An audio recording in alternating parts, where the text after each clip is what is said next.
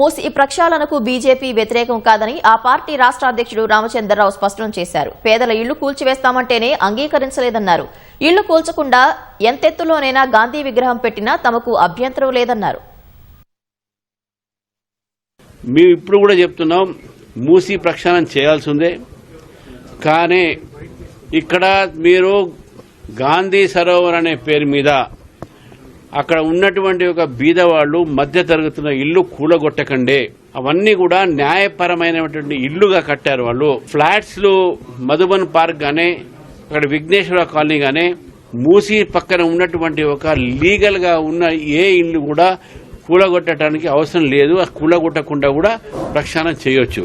ఒకటి, గాంధీ సరోవర్ కోసం మీరు 400 ఎకరాలు 500 ఎకరాలు ఎందుకు అవసరం అండి? మీరు రీఅలైన్మెంట్ చేసుకోండి.